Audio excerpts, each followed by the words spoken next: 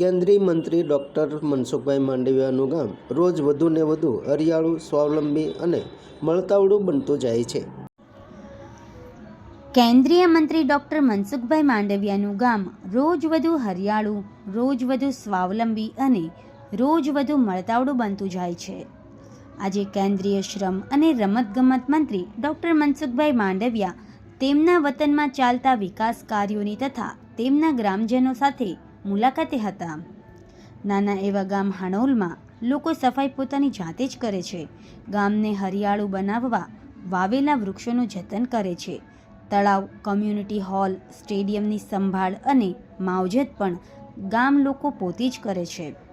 આ બધું જ એક સપના જેવું છે, પણ એ સપનાનું વાવેતર મંત્રી ડૉક્ટર માંડવિયાએ કર્યું છે અને તેને લઈ પોતાના ગામને શહેરથી વધુ રહેવાલાયક બનાવવાનું સપનું સાકાર થઈ રહ્યું છે.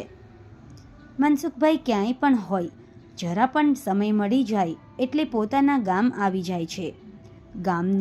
ગામના લોકોની ખબર પૂછી જાય છે અને ચાલતા કામોની સંભાળ પણ લઈ જાય છે.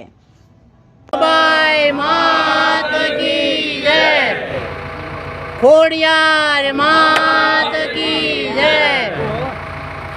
માં કાળી માત કી જય. ઊભું ફાટ્યું.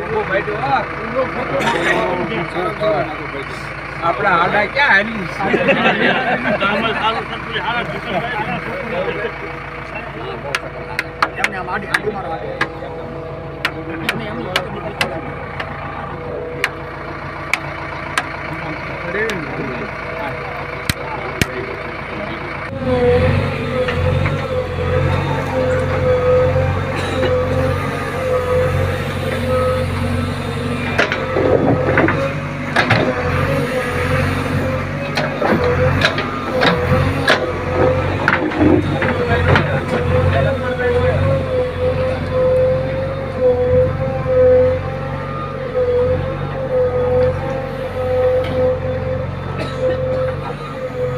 દિલ્હીથી આવ્યા, મુંબઈથી આવ્યા જે મહેમાનો આવ્યા એણે ગામ જોયું.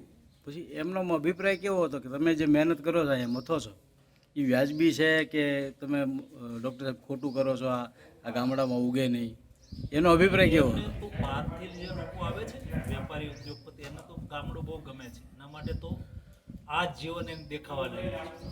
જે ભરતભાઈને આપણે જમીન નથી લઈ દીધી, બિચારાને એ જમીન લેવાની છે.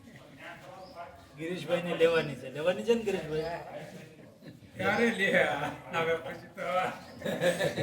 કોક ગોથી જો ત્યાં થઈ ને 10 વીઘા ક્યાંકથી વેચવા વાળું નથી, કરે શું? મતલબમાં શહેરમાં રહે છે ખરા પણ એને ગામડું ગમે છે. ડૉક્ટર સાહેબ શહેરમાં રહે છે ખરા પણ એને ગામડું ગમે છે. કોઈ પણ વ્યક્તિને ગામડું હંમેશા એટલા માટે ગમે, આપણી સંસ્કૃતિનો આધાર જ ગામડું છે. જેમ કે દરેક માણસને વૃક્ષો ગમે. શું કામ? માણસ જાતિ જંગલમાંથી આવેલી જાતિ છે. મૂળ તો આપણે પહેલાં જંગલમાં જ રહેતા હતા. ઉત્ક્રાંતિ થતાં સમય આપણે સામાજિકરણ થયું, એટલે આપણું જોડાણ ત્યાં છે. બાળકને મા પ્રત્યેનો પ્રેમ શું કામ હોય અગાધ, અને માને એના બાળક પ્રત્યેનો પ્રેમ શું કામ હોય? ક્યારેક એ નાળી અને નાભીથી જોડાયેલા હતા, એટલે એનું એની સાથેનું જોડાણ, એટલે તમારું જંગલ સાથેનું જોડાણ છે. એમ માનવ સંસ્કૃતિનું ગામડા સાથેનું જોડાણ એ છે.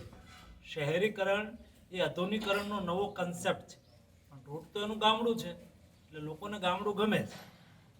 હું તો ગમે ત્યાં હાણોલ આવી જાઉં એટલે 15 દિવસની ઉર્જા આવી જાય.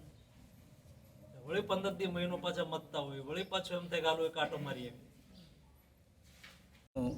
લોજિક નહીં, એમાં નાનુભાઈ ગામડામાં તમારે મથવું જ પડશે. ગામડું નહીં બચે તો દેશનો વિકાસ તમે 2047માં 25 વર્ષમાં વિકસિત ભારતનું સપનું સેવી રહ્યા છો, એ આગવું પડશે.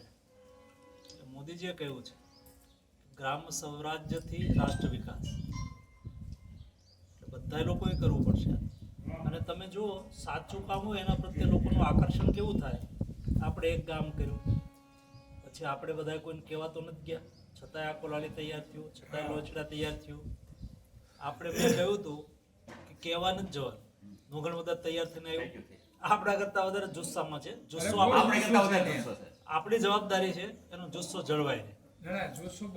શરૂઆતમાં જુસ્સો હોય, હજી કામ ચાલુ કરે ને એટલે પછી 2 જણા વિરોધ કરશે, 2 જણા દાંત કાઢશે, પછી ગજવામાં હાથ નાખીને 2 ઊભા આમ કરશે, એને ઓલો સફાઈ કરતો હશે ને ઓલો આમ કરી કચરો નાખશે, પછી દુઃખી થાય. એવી સ્થિતિમાં એનો જુસ્સો ટકાવો. પછી એમ કરતા કરતા એમાંથી કેટલાય લોકોમાં ધીમે ધીમે ગામડું જાગવા મળશે.